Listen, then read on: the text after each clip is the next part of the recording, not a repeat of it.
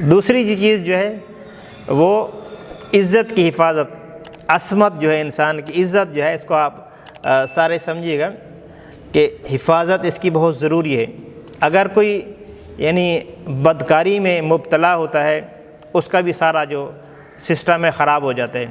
یعنی زناکاری میں مبتلا ہو گیا یا اس طرح کے جرائم میں مبتلا ہو گیا تو پھر اس کی عبادات جو ہیں وہ قابل قبول نہیں ہوں گی اور اس کی عبادات کا فائدہ نہیں ہوگا۔ دو چیزیں، انسان کا رزق جو ہے وہ حلال ہونا چاہیے اور انسان اپنی عزت کی حفاظت کرے۔ نوجوانی سے لے کے پوری زندگی تک اپنی عزت کی جب حفاظت کرے گا تو پھر وہ کامیاب ہوگا۔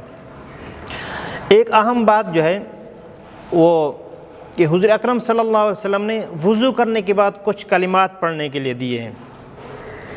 وہ دوسرا کلمہ ہے کہ اشہد ان لا الہ الا اللہ وحدہ لا شریک لہ واشہد ان محمدً عبدہ ورسولہ، یہ، اور اس کے بعد دعا ہے اللہم اجعلنی من التوابین واجعلنی من المتطہرین۔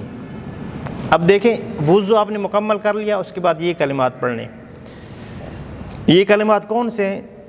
یہ وہی کلمات ہیں کہ انسان جب اسلام میں داخل ہوتا ہے تو پڑھتا ہے۔ غور کیجیے گا، جب ہم اسلام میں داخل ہوتے ہیں یہی کلمات پڑھتے ہیں، مسلمان ہوتے ہیں تو یہی کلمات پڑھتے ہیں، اور ہر وضو کرنے کے بعد آپ نے فرمایا کہ یہ کلمات پڑھنے ہیں۔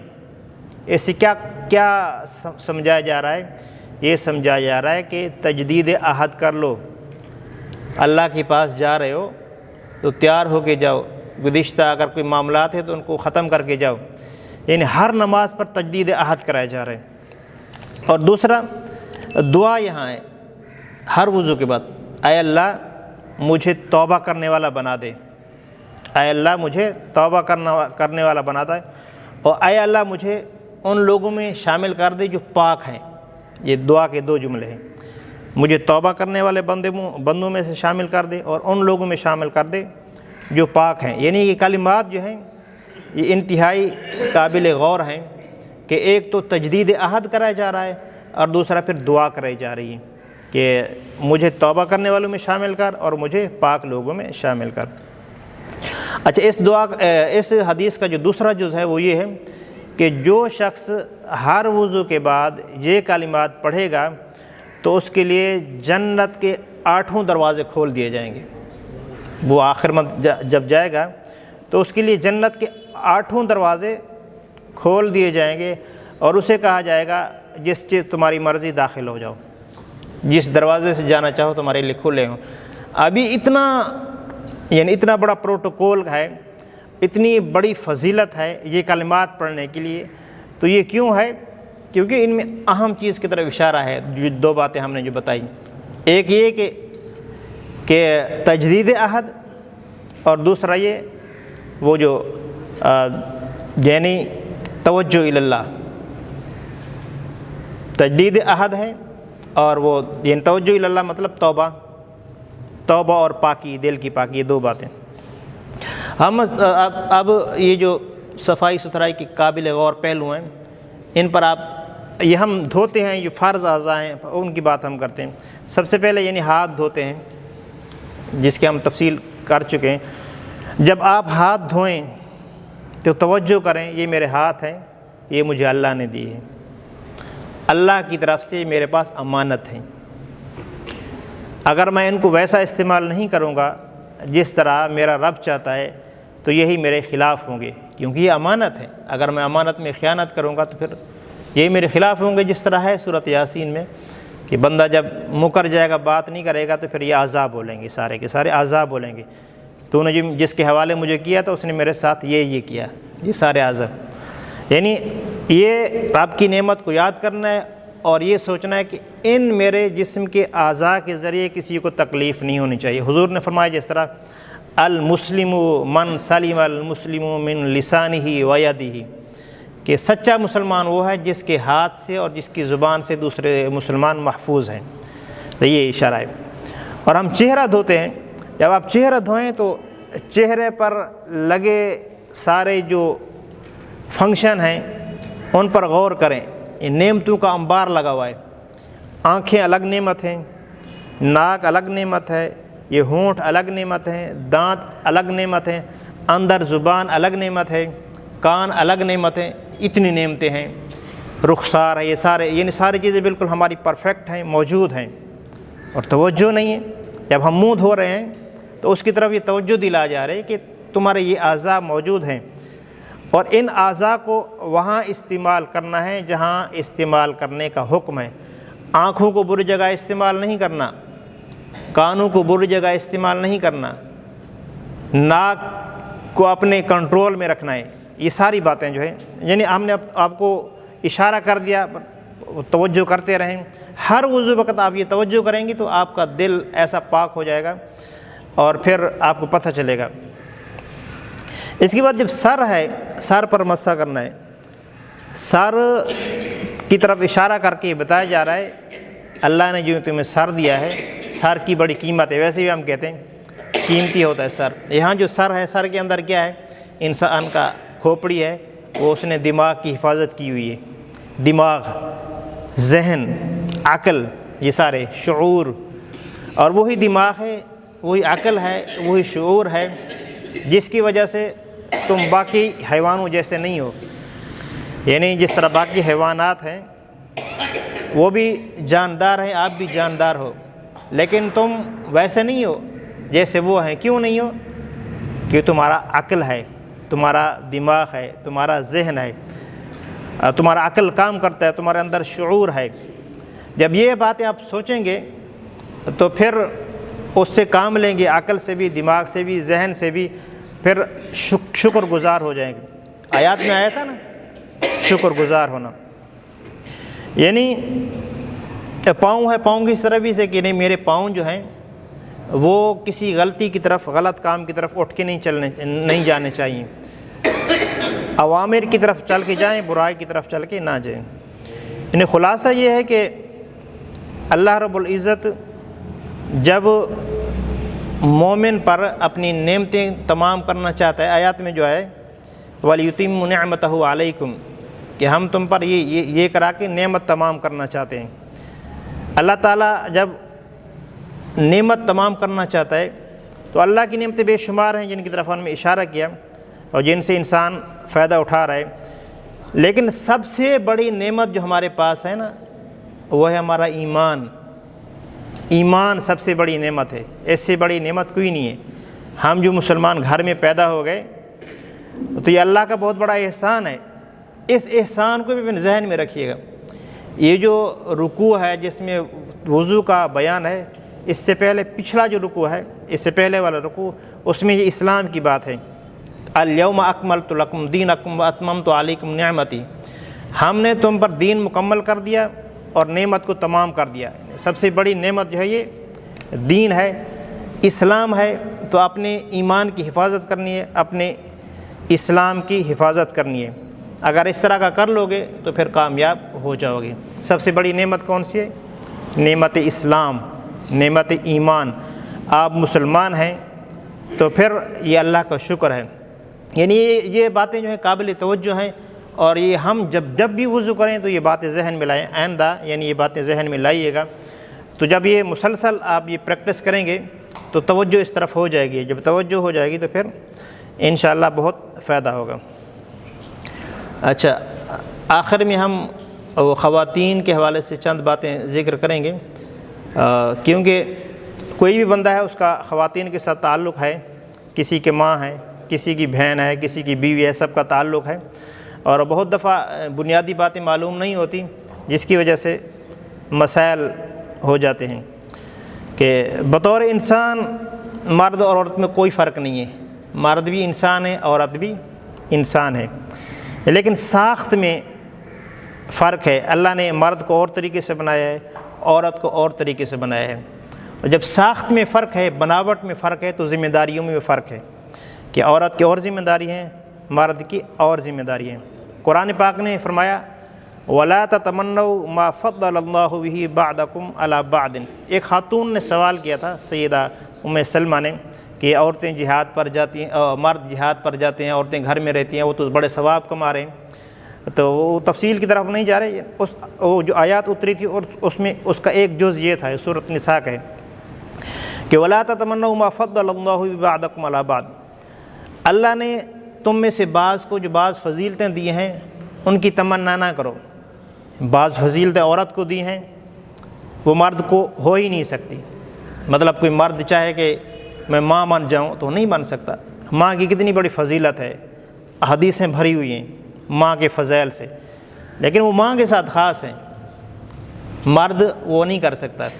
اس طرح جو مرد کی ذمہ داری ہیں اس کے ساتھ خاص ہیں۔ اس لیے قرآن نے فرمایا کہ ایک دوسرے کو جو فضیلتیں ہم نے دی ہیں ان کی طرف تم توجہ نہ کرو، یعنی ہم نے سب کی الگ الگ خصوصیات رکھی ہیں، مرد کی الگ خصوصیات ہیں اور عورت کی الگ خصوصیات ہیں۔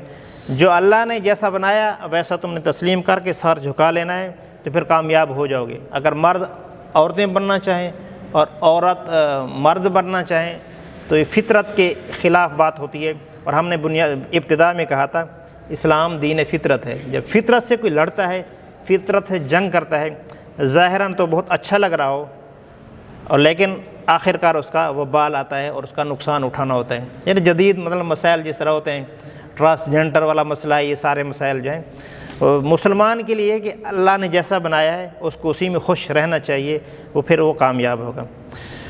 عورتوں کے حوالے سے یہ اہم جو باتیں تین آتی ہیں، یعنی یہ طہارت کے حوالے سے یہ باتیں ہیں، طہارت پاکیزگی کے حوالے سے اور حوالے سے نہیں۔ ہم نے وہ تمہید تھوڑی سی آپ کو بتائی تاکہ وہ ذہن میں بیٹھ جائے کہ آج کل بہت مسائل ہیں اس حوالے سے، یعنی ایکوالٹی کے، برابری کے مسائل ہیں، تو برابر ہو ہی نہیں سکتے، کام ہی الگ ہیں، مرد عورت کے برابر نہیں ہو سکتا اور عورت مرد کے برابر نہیں ہو سکتا، ان کے کام ہی الگ ہیں۔ جب کام الگ ہیں تو پھر برابری والا یہ قصہ چھوڑنا یہ بس لوگوں کو بیوقوف بنانے والی بہرحال باتیں ہوتی ہیں۔ ٹائٹل بہت خوبصورت ہوتے ہیں، اندر گھنونے مسائل ہوتے ہیں، یہ ہمیشہ یاد رکھیے گا۔ بہت سارے خوبصورت ٹائٹل ہوتے ہیں، جس طرح امریکہ امن کی جنگ کر رہا ہے اور آپ کو پتہ ہے کیسے امن کی جنگ کر رہے ہیں۔ یہ تین چیزیں طہارت کے، حیض، نفاس اور استحاضہ۔ جو حیض ہے اس کا تعلق عورت کے ہر مہینے میں ہوتا ہے، یعنی اس کو ماہواری کہتے ہیں یا مینسز کہتے ہیں یا مخصوص ایام کہتے ہیں، جو بھی کہیں، یہ خون آتا ہے عورت کو ہر مہینے میں۔ اس کی کم از کم مدت جو 3 دن ہے اور زیادہ سے زیادہ مدت 10 دن ہے۔ کم از کم 3 دن، زیادہ سے زیادہ 10 دن۔ اگر 10 دن سے بڑھ جائے تو یہ حیض نہیں ہوگا، اگر 3 دن سے کم ہو پھر بھی حیض نہیں ہوگا۔ اور خواتین کی عادتیں مختلف ہوتی ہیں، مطلب کسی کی 3 دن ہوگی، کسی کی 4 دن، کسی کی 7 دن، کسی کی 6 دن، یعنی 10 کے اندر یہ عادات ہوں گی، اور وہ اپنی عادت کو فالو کرے گی جس طرح اس کی عادت ہوگی۔ اگر کسی کی عادت یعنی وہ 5 دن کی تھی اور اگلا مہینہ ہے 5 دن سے اوپر چلا گیا، اب 7 دن تک ختم ہو گیا، تو اس کا مطلب ہے اس کی عادت چینج ہو رہی ہے، عادت چینج ہو رہی ہے، تو 7 دن پر اس پر 7 دن تک اس پر جو حیض کے احکام وہ لاگو ہوں گے۔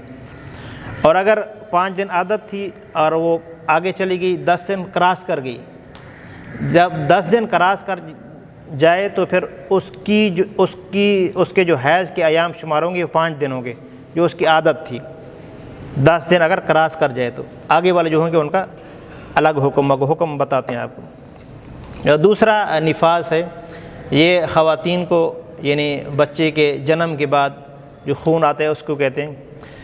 اس کی جو کم از کم لیمٹ ہے کچھ نہیں ہے، 1 دن بھی ختم ہو سکتا ہے اور 2 دن میں، 4 دن میں، لیکن زیادہ سے زیادہ اس کی مدت ہے وہ ہے 40 دن سے اگر زیادہ ہوگا تو پھر وہ نفاس نہیں ہوگا، اور کم از کم کچھ بھی 1 دن بھی ہو سکتا ہے، 4 دن میں بھی ہو سکتا ہے۔ یہ بہت غلط فہمی ہوتی ہے، یعنی خواتین 40 دن پورے کرتی ہیں، ان کا جو ایام ہوتے ہیں نفاس کے ختم ہو چکے ہوتے ہیں، لیکن وہ 40 دن پورے کرتی ہیں، تو یہ بہت غلط فہمی میں مبتلا ہے اکثر معاشرہ۔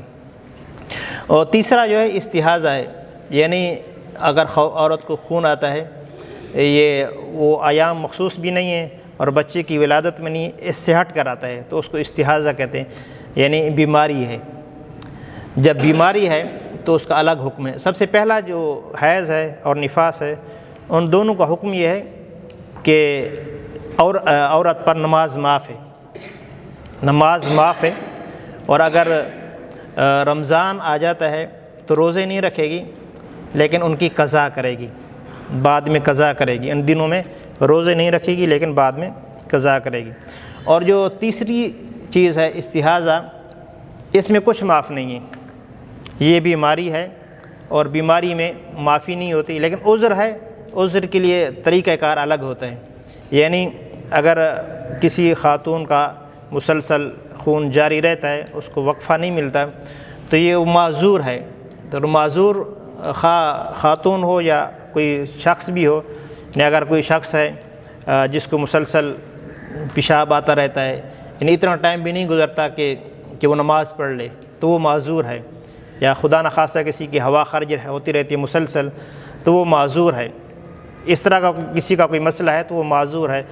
تو جو معذور ہے، خواہ مرد ہو اس طرح کے حکم والا، یا یعنی عورت ہو اس طرح کے حکم والی، یا کوئی مرد ہو، تو اس کے لیے حکم یہ ہے کہ جب نماز کا وقت شروع ہو وضو کر لے، اور جو چاہے پڑھے، فرض پڑھے، نوافل پڑھے، جب تک نماز کا وقت رہے گا تو اس کا وضو برقرار رہے گا۔ جب نماز کا ٹائم ختم ہو جائے گا تو اس کا وضو ختم ہو جائے گا۔ وہ خون آ رہا ہے، اس کے باوجود اس کا وضو برقرار ہے۔ اچھا، یہ ہم نے آپ کو بتا دیا۔ اچھا، کوئی بات پوچھنی ہے اس میں سے؟ اچھا، ایک بات اور بھی ایک اہم ہے، جو طہارت حاصل کرنے کا طریقہ ہوتا ہے۔ یہ طہارت تعلق ناپاکی سے ہوتا ہے۔ ناپاکی دو طرح کی ہوتی ہے، ایک وہ جس کا جسم ہوتا ہے جو نظر آتی ہے، ایک وہ ہوتے ہے جو نظر نہیں آتی۔ جو نظر آتی ہے اس کے لیے حکم یہ ہے کہ جو نجاست ہو اس کو دور کرو کسی بھی طریقے سے، تو آپ پاک ہو جائیں گے۔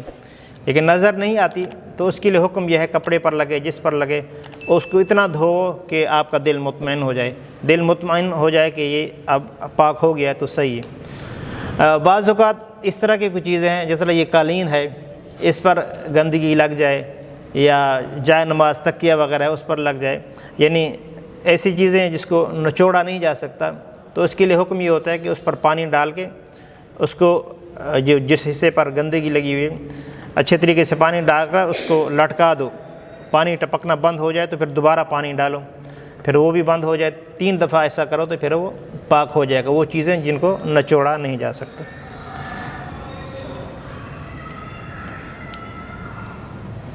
لیکن خواتین وغیرہ، یعنی جو بچوں کو استنجا وغیرہ کراتی ہیں یا غسل خانے میں کپڑے دھوتی ہیں، تو ان سے یعنی ان کے کپڑے خراب نہیں ہوتے، لیکن اگر گندگی نہ لگے تو وہ اکثر اوقات وہ بچوں والی خواتین نماز نہیں پڑھتی، یہ کہتے ہیں ہمارا عذر ہے، تو یہ عذر نہیں ہے، یہ عذر نہیں ہے، اور حساب کتاب بہت مشکل ہے۔ اللہ رب العزت سمجھ نصیب فرمائے۔ کوئی بات پوچھنی ہے تو بتاؤ، دعا کر لیں۔ الحمدللہ رب العالمین والصلاة والسلام علی حبیبہ محمد وآلہ وصحبہ اجمعین۔ ربنا ظلمنا انفسنا وإن لم تغفر لنا وترحمنا لنكونن من الخاسرین۔ یا رب العالمین، تیرے بندے تیرے پیارے حبیب صلی اللہ علیہ وسلم کی شریعت کو سیکھنے کے لیے یہاں بیٹھے، ان کا بیٹھنا اور ان کے بیٹھنے کا ہر لمحہ اس کو ہمارے لیے نجات کا ذریعہ بنا، اور ہر لمحے کے بدلے اپنے فضل و کرم سے جزائے خیر نصیب فرما۔ یا رب العالمین، ہم سب کے لیے یہ چیزیں مفید اور ہماری عملی زندگی میں ان کو معاون بنا، اور ہمارے لیے ہمارے دلوں کو پاک کرنے والا بنا۔ ہماری یہ دعائیں التجائیں قبول و منظور فرما۔ وصلی اللہ تعالی علی خیر خلقہ سیدنا و مولانا محمد وآلہ وصحبہ اجمعین۔